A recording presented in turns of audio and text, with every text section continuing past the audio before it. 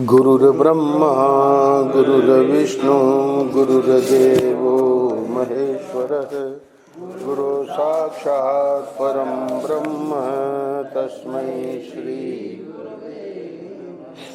नारायण नारायण नारायण नारायण। 23 अक्टूबर, page number 297, 297, पृष्ठ संख्या 297। 23 अक्टूबर, आनंद रस रत्नाकर। आज के पृष्ठ का शीर्षक है हम चोर के सखा हैं। एक कथा के माध्यम से, बल्कि एक सत्य घटना के माध्यम से परम पूज्य महाराज श्री उखल बंधन लीला, जो बड़ी प्रसिद्ध लीला है ठाकुर जी की, उसी लीला के प्रसंग में सर्वत्र भगवत दृष्टि, महात्माओं की सर्वत्र जो भगवत दृष्टि है, उस दृष्टि के बारे में अंत में जाके बताएंगे कि वो जो इस सत्य घटना में ग्वारिया बाबा थे, जिनको किंचित भी अपने हृदय में ये कभी लगता ही नहीं था कि परमात्मा के सिवाय कोई दूसरी वस्तु है, तो वो घटना तो हम पढ़ेंगे ही, पर ऐसे महापुरुषों के इस प्रकार की जो निष्ठा है, इसके मूल में क्या सिद्धांत है, उस सिद्धांत की चर्चा करना आज के पृष्ठ का विशेष प्रयोजन है। घटना बहुत सरल है, घटना हम सब लोग पढ़ लेंगे, परंतु जो अंत में बतावेंगे कि दो ही दृष्टियां हैं, एक तत्व दृष्टि और एक जो है भावना की दृष्टि। भावना के मूल में होती है श्रद्धा, क्योंकि तत्व दृष्टि तो गिने चुने जो विरक्त महात्मा हैं,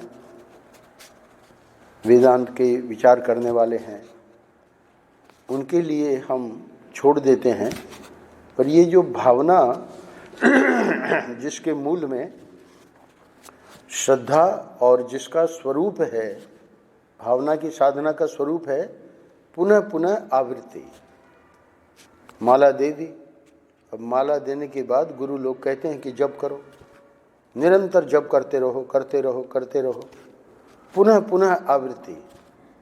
और उसका जो फल है, फल में आप देखेंगे कि जो लक्ष्य बनाया, जो भी साधना कर रहा है, उसने लक्ष्य बनाया कि हमको भगवान का दर्शन हो, तो देखा जाता है कि जब करते करते करते करते, नारद जी तो बालक ही थे, महात्माओं ने मंत्र दिया,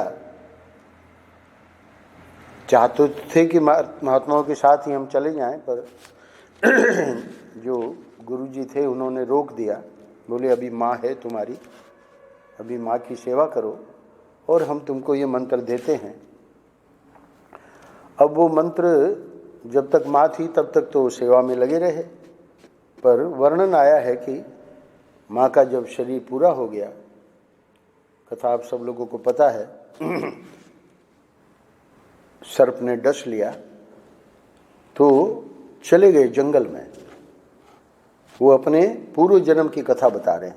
जब वे दासी पुत्र थे, माँ उनकी दासी थी, और ये दासी पुत्र नारद व्यास जी को अपने पूर्व जन्म की कथा बता रहे हैं कि वही मंत्र लेकर मैं जंगल में चला गया, जो कि मंत्र तो दिया हुआ था महात्माओं का। अब वो पुनः पुनः आवृत्ति के फलस्वरूप भगवान के दर्शन हुए। हृदय में जब दर्शन हुए तो नारद जी गदगद हो गए, और उसका जो वर्णन है वो वर्णन कैसे कर सकते हैं। वो तो जो दर्शन करेगा, गूंगे का गुड़ है, तो गुड़ का क्या स्वाद है गूंगा कैसे बताएगा। जब ठाकुर जी अंतर्धान हो गए, अब नारद जी को बड़ा लगा कि भाई अभी अभी दर्शन हो रहे थे और अभी ठाकुर जी चले गए। बहुत कोशिश की, बहुत प्राणायाम किया, बहुत प्रयास किया मंत्र के द्वारा, पर नहीं आए ठाकुर जी। जब ठाकुर जी का फिर से दर्शन नहीं हुआ और बहुत व्याकुल हो गए, तब आकाशवाणी हुई। आकाशवाणी ने कहा कि अब इस जन्म में तुमको मेरे दर्शन नहीं होंगे, अभी कषाय तुम्हारे बाकी। वहाँ विद्वानों ने प्रश्न उठाया है कि अगर कषाय यानी राग द्वेष या जो भी हृदय के विकार हैं वो नारद जी के हृदय में शेष थे, तो दर्शन हुआ कैसे। चित्त शुद्धि के बाद ही दर्शन होता है। तो आकाशवाणी ने इतना ही कहा कि अब इस जन्म के बाद जब तुम्हारा दूसरा जन्म होगा, यानी ब्रह्मा जी के मानस पुत्र बने अगले जन्म में, वही नारद जी का हम लोग शास्त्रों में देखते हैं वर्णन, तो उस जन्म में तुम जब हमको बुलाओगे तब हम तुम्हारे सामने आ जाएंगे। कहने का अर्थ है कि पुनः पुनः आवृत्ति ये भावना की जो साधना है, यानी भक्ति की जो साधना है, उसका स्वरूप है, और फल है ठाकुर जी का दर्शन। तो वहाँ विद्वानों ने आगे पीछे का प्रसंग देख के बताया है कि दर्शन इसलिए दिया ठाकुर जी ने कि अब वो जो दासी पुत्र नारद है उसका संसार में कोई आकर्षण नहीं रहेगा। ठाकुर जी ये कृपा भी करते हैं, भले हमारे कषाय अभी बाकी हैं, फिर भी दर्शन देके और हमको संसार से विमुख कर देते हैं ताकि हम भगवान के भजन में लगे रहें। इसी का परिणाम आगे चल के ये जो कर्तृत्व भोक्तृत्व यानी हमारा एंजॉयरशिप डूअरशिप जो है उसकी शांति, अर्थात अब वो हमको परेशान नहीं करेंगे। इसी आज के पृष्ठ में विचारवान का जो साधना का स्वरूप है उसके बारे में भी महाराज श्री संकेत करेंगे। क्यों? क्योंकि ये तो सब लोगों के काम की बात है जो अभी अभी मैंने चर्चा करी। आज के पृष्ठ में सिर्फ संकेत दिया है कि भक्त के जीवन में कैसे होता है, तो उसकी व्याख्या मैंने कर दी। विचारवान जो है, श्रद्धा तो उनकी भी है, पर उनकी जो साधना है उसके मूल में प्रमाण वृत्ति यानी वेद का ठाकुर जी के बारे में क्या कहना है। तो वेद बताता है कि ये अभिन्न निमित्तोपादान कारण है, यानी जब सृष्टि नहीं थी, जब सिर्फ परमात्मा ही था, तो सृष्टि बनी कैसे। परमात्मा की सिवाय कोई दूसरी वस्तु थी नहीं। कुम्हार जो है उसके पास तो मिट्टी है, तो मिट्टी लेके वो घड़ा बना देता है, पर परमात्मा जो था सृष्टि के पूर्व में परमात्मा के सिवाय कोई दूसरी वस्तु थी नहीं। तो इसलिए ये जो वैदिक सिद्धांत, सनातन वैदिक धर्म का जो मूल सिद्धांत है, वो चाहे भक्ति हो चाहे ज्ञान हो, ठाकुर जी ही बनाने वाले हैं और ठाकुर जी ही बनने वाले हैं। आजकल अंग्रेजी शब्द प्रयोग करते हैं पूरी पीठाधीश्वर, मेटर और मेकर। मेटर का मतलब जो वस्तु जिससे, जैसे वहाँ मिट्टी जो है वो मेटर है और कुम्हार जो है वो मेकर है, बनाने वाला है।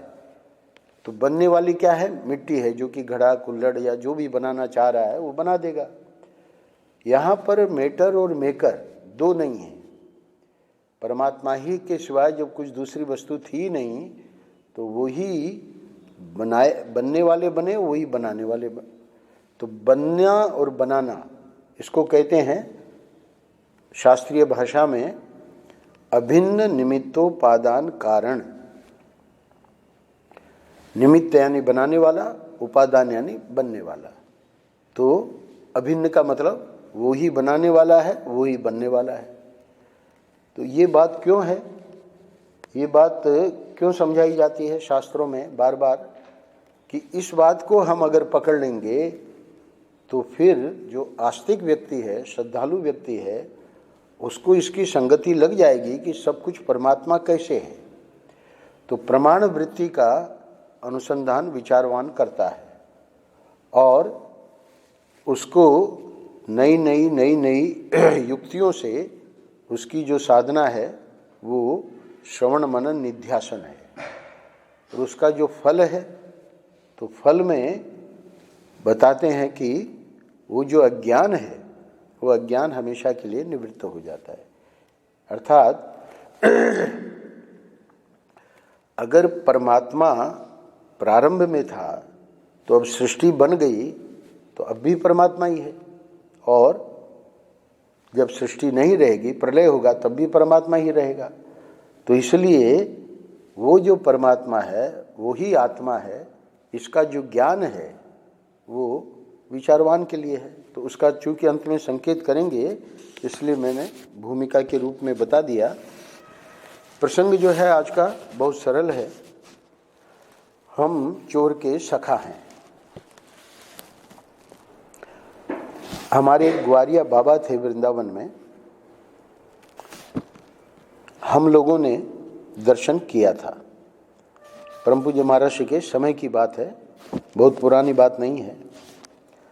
एक बार लुटेरिया हनुमान के मंदिर पर रात को जाकर बैठ गए।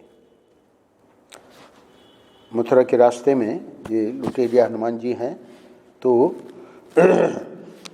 चबूतरा है, वहाँ पर रात को जाकर बैठ गए। बिल्कुल सुनसान जगह। रात को 4-5 चोर आए।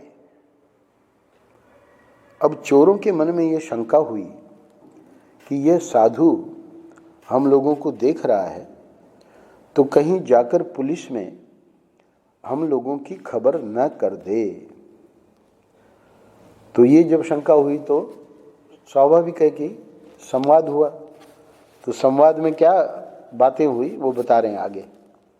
वे बोले कि कौन रे? चोरों ने पूछा साधु को। तो बाबा बोले कि तुम लोग कौन हो? चोरों ने बताया कि हम तो चोर हैं। बाबा बोले कि हम चोर के सखा हैं। अब देखिए, ये जो बाबा हैं, यहाँ महाराज जी कहना क्या चाह रहे हैं कि निरंतर उनके हृदय में कृष्ण की लीलाओं का और कृष्ण का जो चिंतन चलता है। तो ये तो माखन चोर तो है ही है हमारे सामने। तो अब जब इन्होंने अपने को चोर बताया, तो ये तो इनका तो सख्य भाव था ठाकुर जी के प्रति। तो बोले अगर तुम लोग चोर हो, यानी तुम लोग ठाकुर जी हो, तो हम तो चोर के सखा हैं। तो जब इन्होंने, चोरों ने अपना परिचय दे दिया, तो बाबा ने भी अपना परिचय दे दिया, क्योंकि सामने परमात्मा आया है। तो जो भक्त है, यानी बहुत उच्च कोटि के भक्त थे, आगे बताएंगे महाराज श्री, तो सहज उन्होंने कहा कि हम चोर के सखा। अब चोरों ने सोचा कि अगर ये इस प्रकार कह रहे हैं तो अभी पता लग जाएगा कि सखा हैं कि नहीं। वे बोले कि अच्छा, चोर के सखा हो तो चलो हमारे साथ चोरी करने। बाबा बोले कि चलो। अब वो उनके साथ हो गए, मौज से चले उनके साथ। अब बाबा चोरों के साथ हो गए। अच्छा, आगे की घटना, चोरों की जो प्रक्रिया है सेंध वगैरह लगाने की, तो वो पहले से ही निश्चय था कि किस घर में सेंध लगा के कहाँ आज चोरी करनी है। तो चोरों ने एक घर में सेंध लगाई। अब ये सेंध कैसे क्या लगाते हैं वो तो शर्मा जी और ये पुराने लोग बताएंगे, हमको तो नहीं पता, पर ये एक प्रक्रिया है जिस प्रक्रिया में ये चोर लोग अपनी चोरी आराम से कर लेते हैं और घर वाले बिल्कुल सोए रहते हैं, किसी को नहीं पता लगता। तो चोरों ने एक घर में सेंध लगाई। अब ये सेंध जब लग गई तो चोरों ने बाबा को कहा कि तुम बाहर खड़े रहो और हम सब अंदर सामान इकट्ठा करेंगे। बाबा तो बाबा ही ठहरे, वे बोले कि नहीं, हम भी भीतर घुसेंगे, हम बाहर नहीं रहेंगे। तुम लोग भीतर जाकर मौज करोगे, माल इकट्ठा करोगे, दही दूध खाओगे, मक्खन खाओगे और हम बाहर ताकते रहेंगे। अब देखिए यहाँ ये जो अभी पंक्तियाँ पढ़ी आप ध्यान दें, उनके हृदय में ये नहीं आ रहा है कि माल इकट्ठा क्या करने वाले हो, यही कह रहे हैं, उनके हृदय में यही है, चोर है यानी माखन चोर है, ये तो कन्हैया है, तो कन्हैया ही इन रूपों में है। कन्हैया तो जितना रूप बनाना चाहे बना लेता है, तो ये जो भी 4-5 चोर हैं वो तो कन्हैया के ही रूप हैं। तो ये क्या करेंगे, अंदर घुसेंगे और जाकर माल इकट्ठा करोगे, यानी दही दूध खाओगे, मक्खन खाओगे और हम बाहर ताकते रहेंगे। परमात्मा को कृष्ण से ही बात कर रहे हैं, बाबा चोरों से बात नहीं कर रहे हैं। तो इसलिए मैंने मूल में जो वैदिक सिद्धांत है उसकी इसलिए चर्चा की कि ये तो सिद्धांत का अर्थ है कि यथार्थता है, पर चूंकि हम लोग बहुत दूर हट गए हैं सिद्धांत से, यानी अपने को ये शरीर मान बैठे और संसार का जो नाम रूप है इसको सत्य मान बैठे, तो इसलिए ये जो प्रसंग हम पढ़ रहे हैं, इस प्रसंग में वो जो ग्वारिया बाबा के वाक्य हैं, उन वाक्यों के जो सहज उनका भाव है, उस भाव को हम तब तक नहीं छू सकते जब तक हमारी वो स्थिति नहीं बनेगी।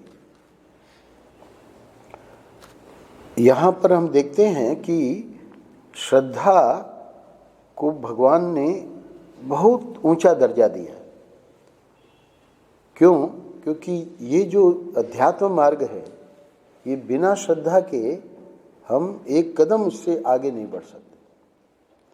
बातें कर लेंगे, प्रवचन दे लेंगे, है ना, पढ़ लेंगे, सुन लेंगे, समझ लेंगे, पर बिना श्रद्धा के ये जो ग्वारिया बाबा का हृदय है, उस हृदय में हम प्रवेश नहीं कर सकते। यहाँ पर किंचित भी, कहीं भी, किसी भी प्रकार का इनके हृदय में ये नहीं है कि मैं गलत जगह आ गया, है ना, उनके लिए कोई गलत जगह है ही नहीं। परमात्मा के सिवाय जब दूसरी वस्तु है ही नहीं, गलत सही तो हम लोगों के लिए है जो अज्ञान में है, ज्ञानी के लिए भी कोई गलत सही नहीं है, और जो भक्त है उसके लिए परमात्मा के सिवाय दूसरी वस्तु है ही नहीं। इसलिए इन पंक्तियों में गहराई में घुसने के लिए हमको वो कल्पना करनी पड़ेगी कि ये जो श्रद्धा है, वो श्रद्धा ही हमको इस बात के लिए, जो कि वैदिक सिद्धांत है कि परमात्मा के सिवाय दूसरा कुछ नहीं है, उसको एक बुद्धि में निश्चय बन जाता है। कुछ नहीं होगा, हमारा कुछ नहीं बिगड़ सकता। कैसे कह देता है ये भक्त?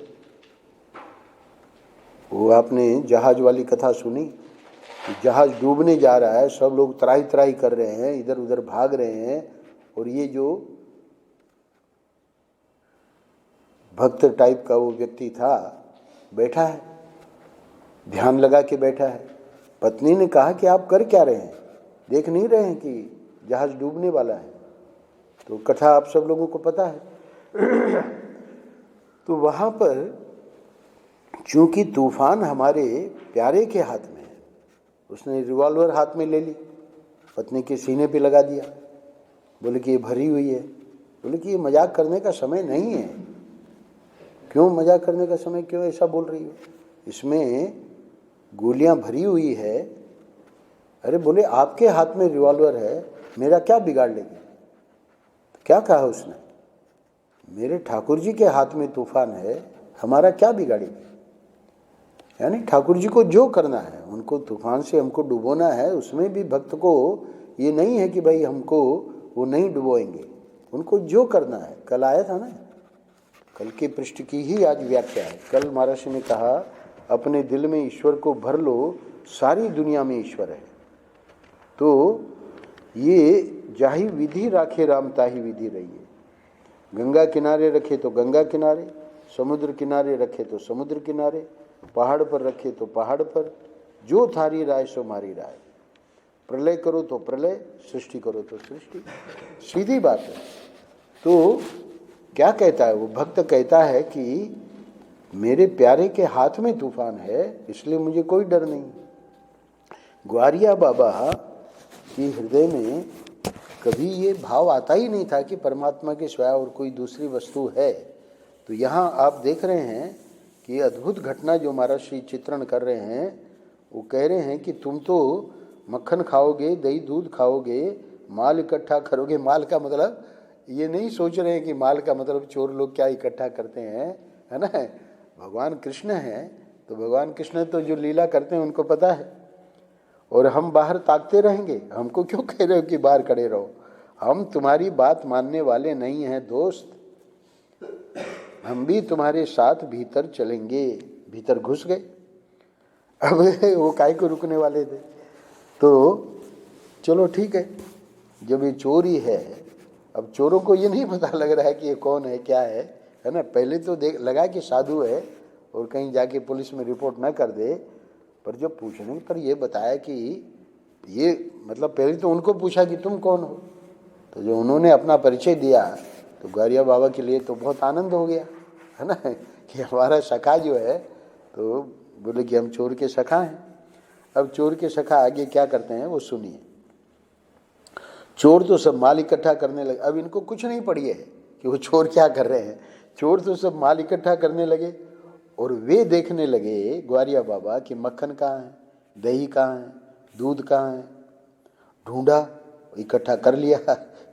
अच्छा, चोरों ने धन आदि इकट्ठा किया और उन्होंने खाने की चीज इकट्ठी की, और वहाँ एक ढोल रखा हुआ था।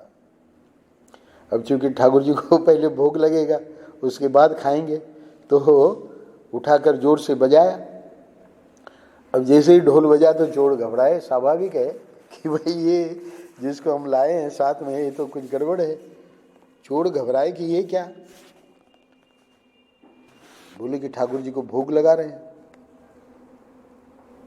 वह जो ढोल बजाई तो घर के लोग जग गए। अब हुआ क्या, चोर तो भग गए। चोर तो बड़े सावधान रहते हैं, वो तो हाथ आए नहीं, वे पकड़े गए, क्योंकि इनको अभी ठाकुर जी को भोग लगाना था। तो वो बैठे रहे अपने आराम से। ये घंटी वंटी तो थी नहीं, तो ढोल बजाकर भोग लगा दिया और अब पाने के लिए तैयार हो गए। तो अब जब पकड़ लिया घर वालों ने, तो अब वे गाली दें। अब गाली का अर्थ जो सांसारिक लोग गालियां देते हैं उस दृष्टि से नहीं, वो किनको गाली दे रहे हैं। अब वे गाली दें कृष्ण को कि यह हमारा सखा चोर है, हमको तो चोरी करने लेकर आया और खुद भग गया, हमको पकड़वा गया। तो पकड़वा गया का अर्थ है कि जब घर वालों ने पकड़ा तो अब इनको ये लीला समझ में नहीं आ रही है कि भाई वो जो हमारे सखा थे वो क्यों भाग गए, यानी कृष्ण क्यों भाग गए, और ये हमको यहाँ क्यों छोड़ गए। भाई हमको भी ले चलते, हमको पकड़ लिया इन लोगों ने। पकड़ लिया मतलब वहाँ थोड़ी मारपीट भी की। उस घर में उनको कोई पहचानता नहीं था। गृहस्थ लोगों ने थोड़ा मारा पीटा भी, पकड़कर पुलिस में ले गए। पुलिस इंस्पेक्टर ने देखा कि यह तो ग्वारिया बाबा है।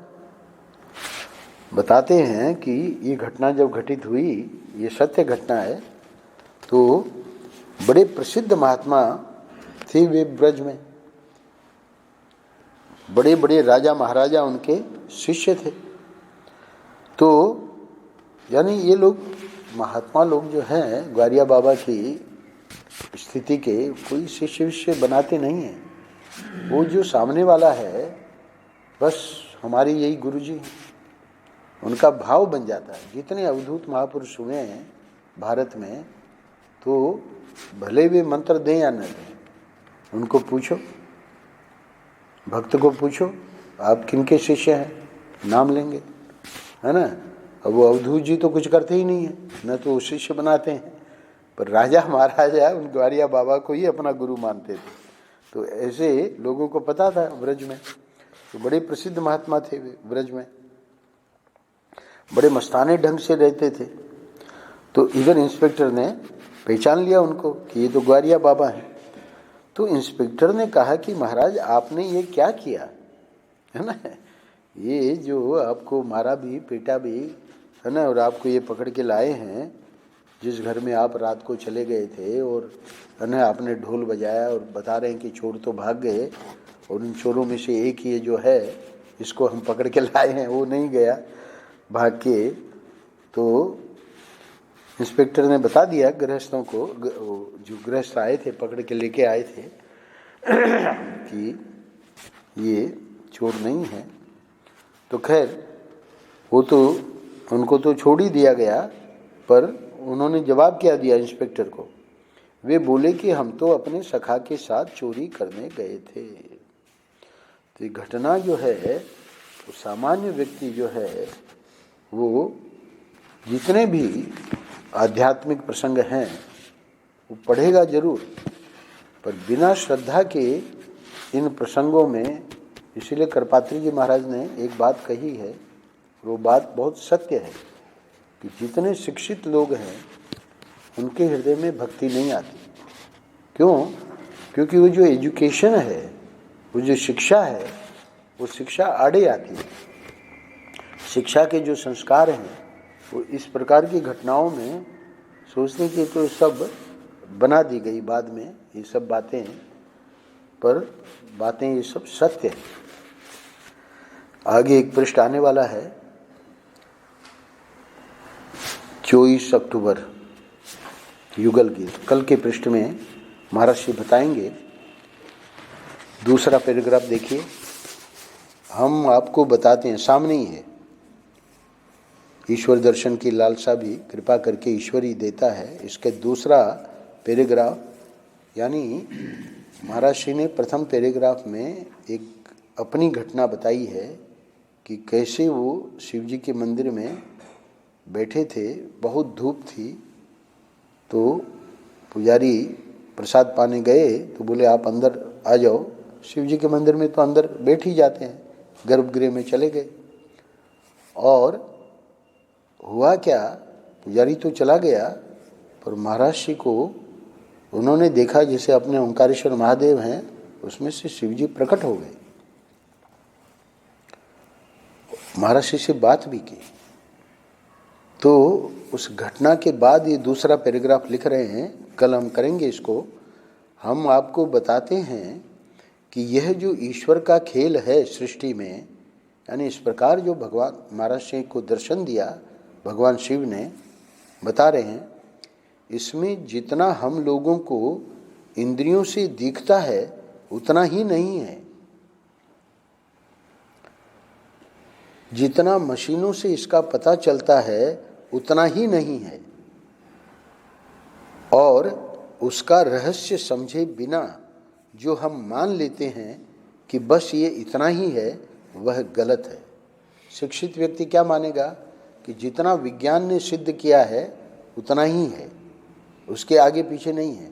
और उसको पूछो कि ये तुम मोबाइल यूज करते हो, पता है तुम ये कैसे काम करता है? कुछ पता नहीं है। उसको कहो कि ये जो सूर्य तुमको लगता है कि उदय होता है और अस्त होता है, तुमको पता है कि ये सूर्य उदय अस्त नहीं होता? बोले हाँ हमको पता है, विज्ञान ने सिद्ध किया है, पृथ्वी घूमती है सूर्य के सामने। तो तुमको दिख तो रहा है कि सूर्य उदय होता है और अस्त होता है, तो विज्ञान में तो तुम्हारी श्रद्धा है, विज्ञान की बात तो तुमने मान ली। तुम्हारा अनुभव जो है वो तो उसके विपरीत है। तुमको दिखाई दे रहा है कि सूर्य उदय हुआ अस्त हुआ, तो तूने ये कैसे बात मान ली? विज्ञान में उसकी श्रद्धा है। तो ये जो हमारे संत और शास्त्र जिस चीज़ को बता रहे हैं, इस सृष्टि का रहस्य बता रहे हैं, उसको वो क्यों नहीं मानता? उसकी श्रद्धा नहीं है। अब देखिए महर्षि आगे क्या कहते हैं। जो सगुण ब्रह्म सविशेष ब्रह्म है उसका पार नहीं मिलता है। ये आगे का वाक्य छोड़ दीजिए। यह जो अगला वाक्य, यह जो विशेष ईश्वर है और यह जो सधर्मक जगत है, इसके ऐसे ऐसे रहस्य हैं, इसके अंदर ऐसी तह पर तह है, इसमें ऐसे चमत्कार हैं, इसमें ऐसे जादू के खेल हैं, है ना। तो ये गारिया बाबा का जो घटना हमने पढ़ी है ना, तो इसको व्यक्ति पढ़ के, सामान्य व्यक्ति यानी सांसारिक व्यक्ति जिसकी श्रद्धा नहीं है, तो कहेगा कि ये पुस्तक किसी काम की नहीं है। परंतु जो श्रद्धालु व्यक्ति है, जो जानता है, जिसने कुछ इस प्रकार के अनुभव किए हैं ठाकुर जी के, वो समझेगा कि ग्वारिया बाबा की कितनी बड़ी स्थिति थी। तो यहाँ तो वो चले गए, इंस्पेक्टर ने छोड़ दिया उनको। अंत में महर्षि बता रहे हैं, जिसकी व्याख्या मैंने शुरू में कर दी। चोर के रूप में भी ईश्वर बुद्धि का होना, यह बात या तो ब्रह्म बुद्धि हो कि चोर चमार सब ब्रह्म में अध्यस्त हैं, ब्रह्म रूप हैं, क्योंकि जो जिसमें अध्यस्त होता है वह उससे जुदा नहीं होता। ये तो हो गई विचारवान की बात। और भक्त की बात आगे बता रहे हैं। और या तो सब में श्री कृष्ण बुद्धि हो, तभी संभव है। कोई भी आया, परमात्मा ही आया। मैंने बताया ना कि महाराज श्री वहाँ अन्न क्षेत्र में जो दिया जाता है साधुओं को, बम्बई के एक भक्त ने महाराज श्री को कहा कि आप ठीक है साधुओं को दीजिए, पर ये जो अंत में जो बचता है उसके लिए ये भिखारी और ये सब लोग लाइन लगा के आ जाते हैं और उनको भी दे दिया जाता है। इससे आप भिखमंगी को बढ़ावा दे रहे हैं, इसको आप रोकिए। महाराज श्री, मैं बैठा था वहाँ, महाराज श्री गुरु महाराज ने वहाँ उसको बात तो बाद में कही, गंभीर हो गए। उसकी बात जब सुनी कि भिखमंगी को आप बढ़ावा दे रहे हैं, महाराज श्री गंभीर हो गए और कहा कि बेटा तुमको भिखमंगी दिखते होंगे, हमको तो परमात्मा दिखता है। क्या कह रहे महाराज श्री? भक्त जो है तो ज्ञानी भक्त थे ना महाराज श्री, या तो सब में श्री कृष्ण बुद्धि हो तभी संभव है। श्री कृष्ण सर्वरूप में अपने को प्रकट करते हैं। क्यों? वैदिक सिद्धांत है कि परमात्मा के सिवाय कोई दूसरी वस्तु है ही नहीं। तो इसलिए जो भी दिख रहा है हमको वो ठाकुर जी ही हैं। श्री कृष्ण सर्वरूप में, सर्वरूप यानी सिर्फ मनुष्य प्राणी है ना, चेतन नहीं, जड़ भी। ये जो पुस्तक है, ये जो डिजिटल रिकॉर्डर है ना, ये जो वस्त्र में पहने हूँ, ये जो कुर्सी है, सब जो कुछ है, जैसे हमारा मन स्वप्न में हम देखते हैं पूरी सृष्टि कर लेता है, उसमें देश है, काल है, वस्तु है ना, व्यक्ति है, प्राणी है, ट्रेन है ना। आज पता नहीं सुबह एक स्वप्न में हम देख रहे थे कि हाँ वो कुछ गिर गया था ऊपर से। तो डॉक्टर अलमस्त महाराज की सेवा में रहे, तो गिरने के बाद हमने देखा कि हाथ में उनके चोट आई होगी, तो वहाँ से खून निकल रहा था। अब पता नहीं, स्वप्न में तो ऐसे ही गड़बड़ सड़बड़ होता है। तो उनके पास इंजेक्शन भी था, अपना इंजेक्शन भी लगा लिया और हमको कहा कि तुम हमारा हाथ पकड़ के रखो।